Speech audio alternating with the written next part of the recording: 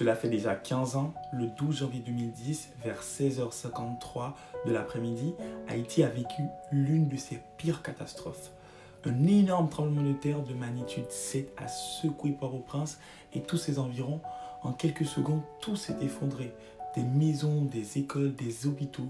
Ce séisme a fait plus de 200 000 morts et plus de 300 000 blessés. C'est énorme comme chiffre. Presque 1,5 million de personnes se sont retrouvées sans logement, obligées de dormir dans des camps improvisés, sous des bâches, des morceaux de tôle, etc. Les dégâts étaient de partout, les rues étaient pleines de gravats, les gens cherchaient leurs proches sous les débris. Beaucoup de pays proposent de l'aide à Haïti. Le monde entier a réagi face à ce tremblement de terre.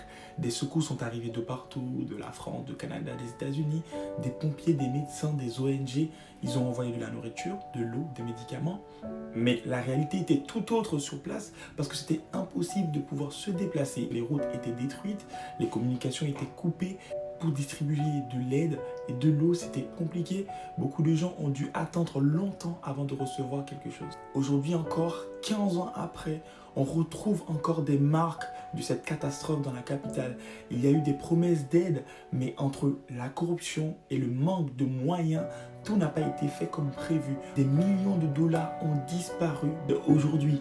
Beaucoup de familles ont vécu dans des moments difficiles. Ce séisme a marqué à jamais Haïti. C'est un souvenir douloureux pour nous qui l'avons vécu. Et aujourd'hui, je rends hommage à toutes ces victimes et aux familles qui sont endeuillées.